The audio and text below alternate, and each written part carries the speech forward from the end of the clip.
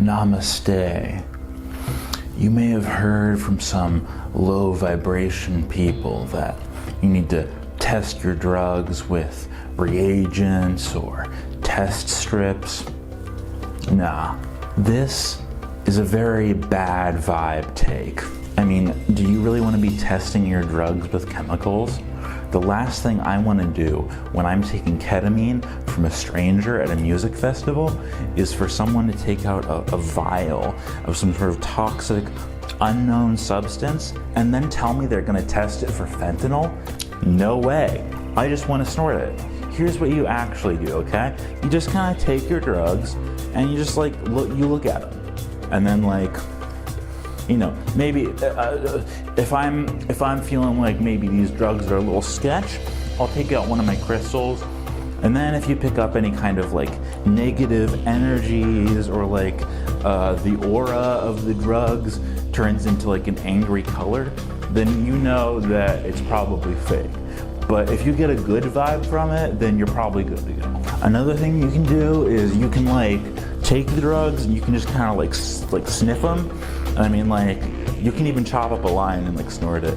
But the important thing is that you get like a nice whiff of the odor. You want to get that body odor in there, okay? The Earth Mother Gaia gave us she gave us 6 senses, okay? But she gave us 5 like senses that like, you know what I mean. So Gaia gave us 5 senses, and one of them is smell, okay? And you know, you're supposed to use that, like that's natural. And so like, what you do is you just sniff the drugs, and then if you get like a chemical odor, or like if it smells like it's like synthetic, then you know it's like fake, okay? Then you know that your drugs have chemicals in them, and you shouldn't be taking them.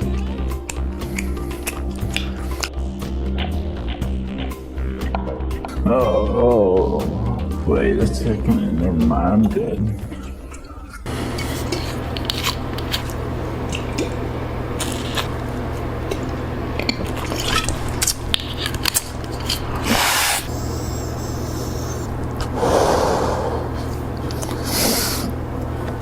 What is up, guys? Hey guys, just another epic video from me, your favorite relatable parasocial buddy. Today I want to talk about bad drug tests, and by that I don't mean testing for drugs that are bad. I mean ways of testing drugs that suck, that they don't work.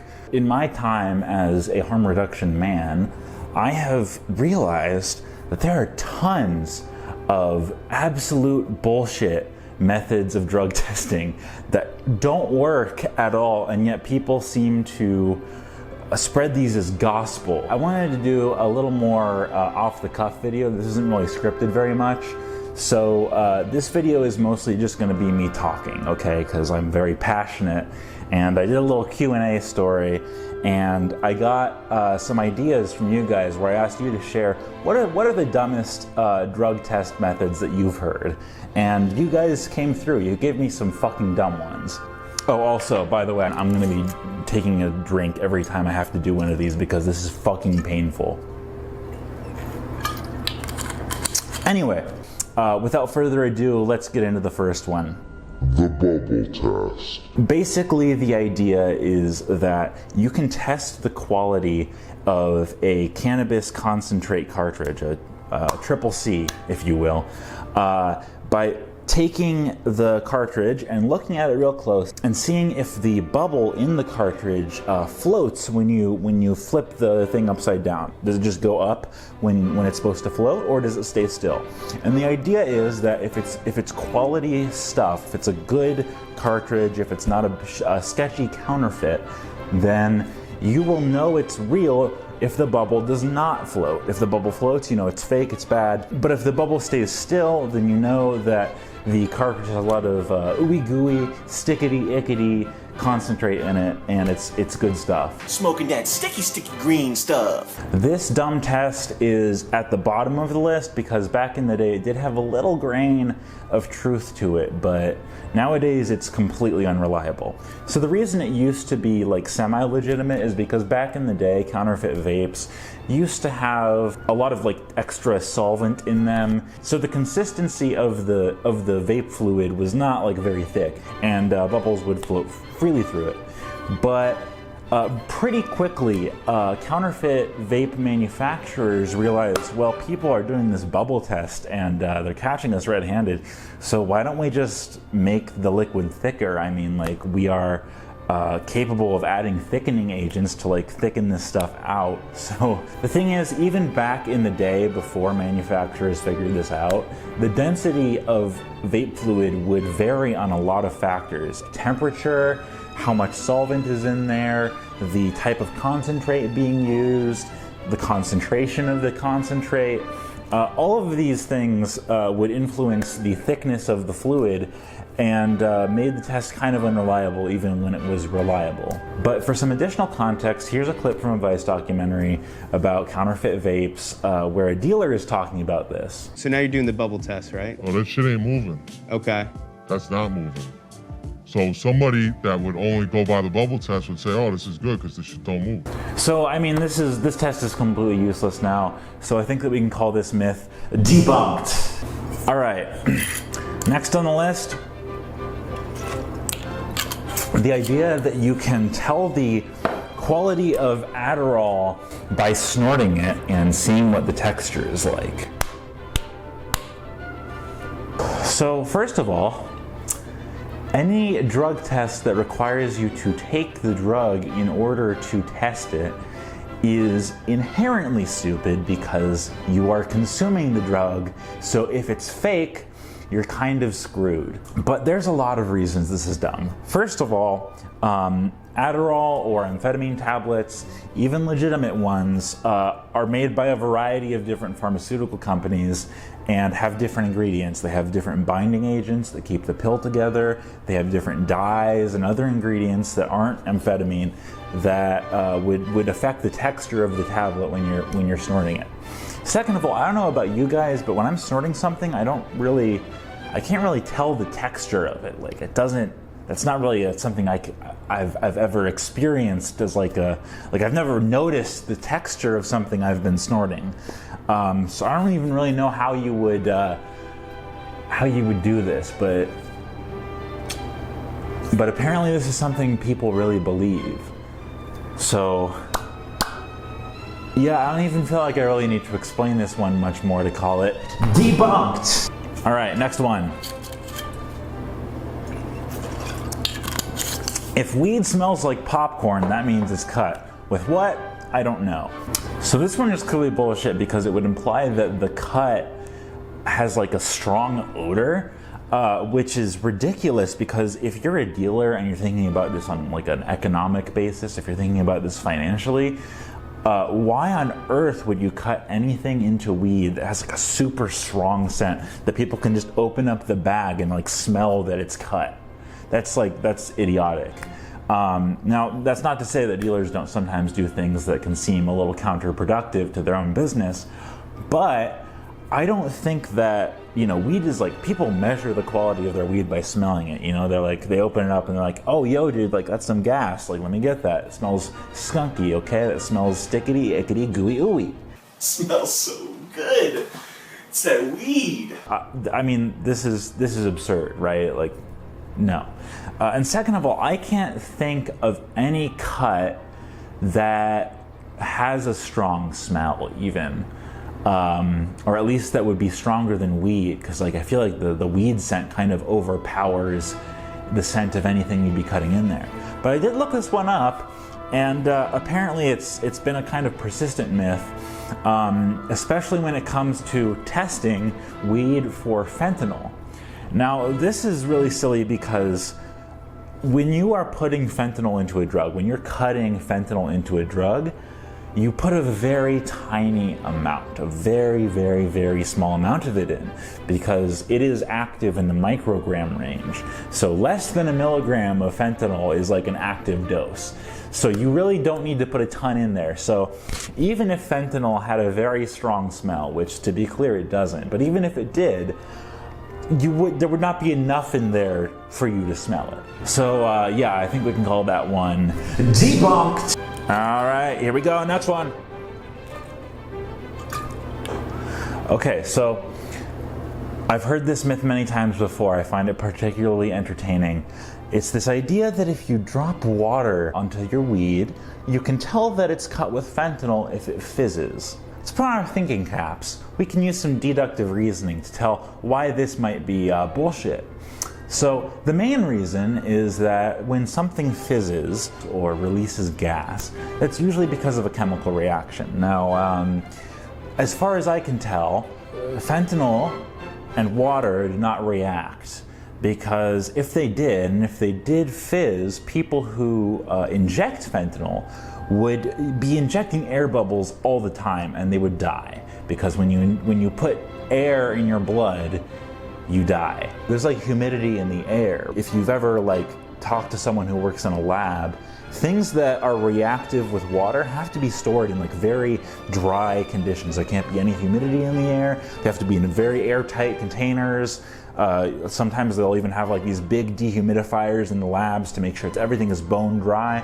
Another reason this is nonsense is because dealers that cut weed with fentanyl, and that's, by the way, that very seldom happens. That's very, very rare, and that's a whole other video. That's a whole other myth to address. But dealers that do cut their weed with fentanyl will dissolve it in water and then spray the fentanyl solution onto the weed and let it dry. They kind of want to lay the fentanyl consistently over the weed so that you don't get like hot spots. You don't like, you know, take one hit from your joint and there's no fentanyl and you take another, all the fentanyl is in that hit.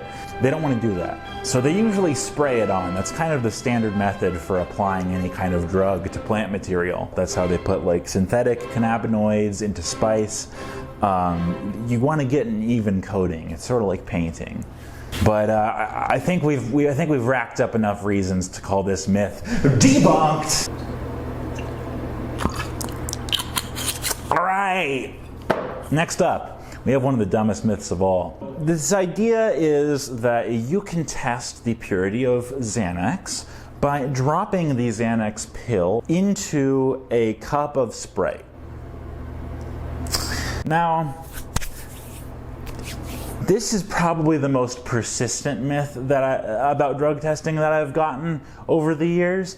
And this one is really mind-boggling because, as we discussed with Adderall, different pharmaceutical companies that manufacture Xanax put different things in the pills. Some pills might float and other pills might sink, even if they both actually contain alprazolam. They're just made out of different stuff. Why would that be a reliable test?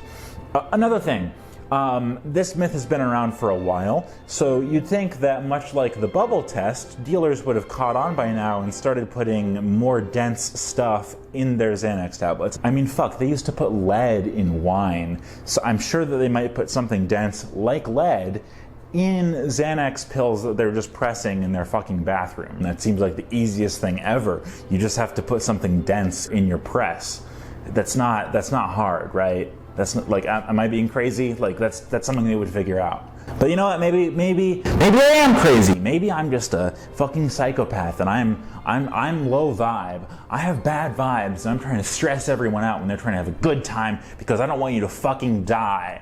Ooh, oh, look at Will. Will has such bad vibes, dude. He's always telling me to fucking, like, test my drugs and, like, oh, dude, like, why are you doing Percocet when you've already taken Xanax? It's, like, a really dangerous combination. I care about you. I'm like, you can still have a good time, but, like, just be responsible about it and, like, you know, take it slow and, like, test your drugs and da-da-da-da-da. Like, what the frick, bro?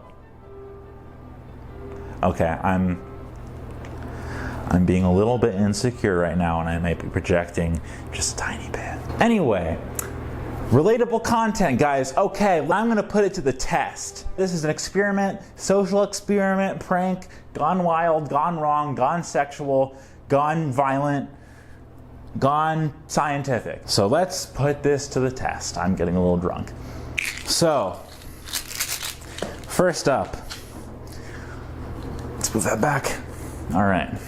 Here we have the Sprite. Now I'm going to open this. I'm going to open it right up to this microphone so you can hear that this is in fact not tampered with, and I'm not lying to you. I would never lie to you. You hear that? Depressurizing. It was not tampered with. I'm not a liar. Okay? Don't believe what anyone says about me on Twitter. The allegations are false. Okay, this does indeed appear to be Sprite. Based on the taste test, the texture of it seems correct. And as you can tell by the bubble test, it is indeed bubbling. Okay, what should we test first? Let's try the migraine tablets. These are Care One brand migraine relief tablets. Take out one of these boys. All right, let me get a good view. Okay, ready? Let's see if it floats or sinks. So this sinks, which means that, oh, it's floating now. Look at that, guys, it's floating. So clearly this Care One migraine tablet does indeed contain fentanyl. I'm going to be filing a lawsuit against the Care One company for their attempt to murder me. Here we have some Tums. Let's see what those do. Oh, and I do want to note, this is fizzing. Now, I believe Sprite contains water, so we can probably, this is another sign that it contains fentanyl. The tablet is fizzing. I don't know if you can really see that, but the tablet is fizzing quite a bit, so it's probably loaded with fentanyl. So here we have some Tums, and let's see what happens there.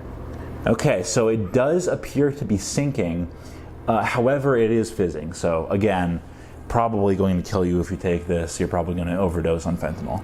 All right, we have some Broncaid. This contains 25 milligrams of ephedrine sulfate, as well as all sorts of inert binders and things. Let's see what happens here. Okay, it does appear to be sinking, at least for the time being. I don't know if you can see that. It's right at the bottom there. It is fizzing quite a bit though, like a lot. So this is probably pretty much pure fentanyl. All right, so here we have some liquid gel ibuprofen caps. So we pop this one in there, and we'll see what happens. Now it's starting to get a little murky. This is starting to get kind of translucent. Okay, so this ibuprofen tablet does appear to be sinking. Okay, and it's not really fizzing, which indicates to me that it's probably safe and does not contain fentanyl. So we now enjoy our drug cocktail. That hits the spot. It's very kind of bitter, probably from all the fentanyl.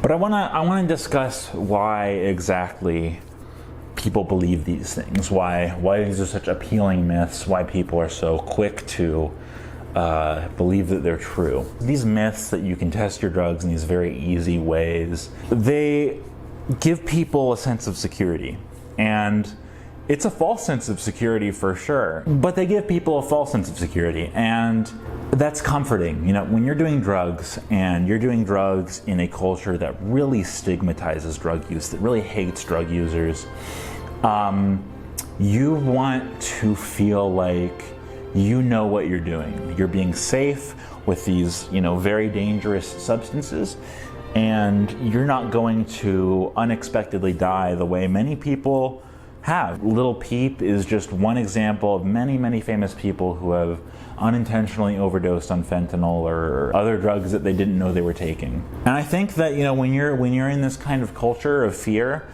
it's very easy to latch on to myths. This is the same reason that people latch on to myths about anything scary. When the COVID-19 pandemic started, you saw all sorts of ridiculous ways of testing whether you had the virus. You saw all sorts of fake cures, all sorts of placebos being sold as magical solutions to the virus. And that happens because people have a tendency to believe things that make them feel better. People want to believe that everything is going to be okay, that they know what they're doing, that they're in control of their life. For people who don't know how easy it is to actually test drugs using like scientifically valid methods, these sort of myth home tests are a way to alleviate some of the psychological tension of knowing you're taking the risk of doing drugs. And that is something that people really value. That is something that makes these things really easy to believe. And I think that's the main reason. It gives people this false sense of security. This has been kind of rambling. And I want to go over one last thing, which is here's how you actually test drugs. Here's what I want all of you to do next time you take any drug, with the exception of maybe like cannabis or magic mushrooms. Look up the name of the drug, type it into Google, along with the word Dance Safe. One word, okay? Dance Safe is an organization that focuses on harm reduction and drug testing. And they sell drug testing kits, which are a little overpriced, but they're pretty good. But more importantly, they provide information on how to test drugs using various drug testing reagents, okay? And you can look up their guides on how to do it and what reagents they recommend using. And then you can Google the names of those reagents and, you know, buy them online. I know that increasingly head shops are selling drug testing kits, which is amazing. They're probably also overpriced, but they hopefully work at least. You can buy fentanyl test strips from Dance Safe and other websites for like $2 per strip or like 50 cents per strip if you buy like 100 of them. We are past the age of the cop movie where the cop gets cocaine from the bad guy and he just takes his pinky finger and licks it and dips it in the bag and tastes it and he's like, yeah, that's pure Colombian, 100%. We're past that, okay? We're not doing that anymore. We live in the year of our Lord 2021. It's about to be the year of our Lord 2022. And it is time to stop this shit. It's time for us to, as a community, as drug users, as harm reductionists, as whatever, just as people, it is time to start taking a more rational, scientific, evidence-based approach to these things, okay? If you want to do drugs, that is fine, but you need to do it responsibly because it's on all of us to fight the stigma against drugs. It's on all of us.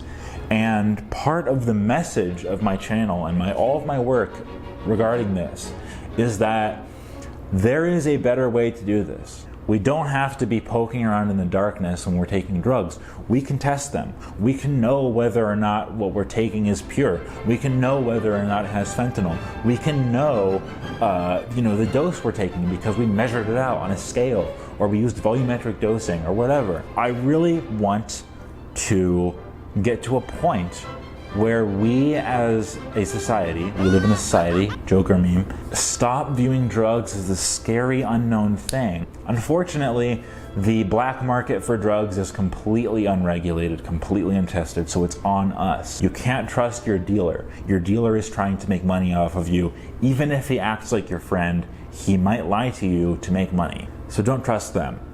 Don't trust what your friends say when they tell you that you can drop Xanax in Sprite. Don't trust them when they tell you that if you put water on weed and it fizzes, it has fentanyl. Don't believe this stuff, okay? Look stuff up. Do research. And for the love of God, test your drugs right. So I think that's all I have to say. And I guess all I want to say is, go ahead. Go out there, have fun, test your drugs, be safe, and take care. Good night, folks.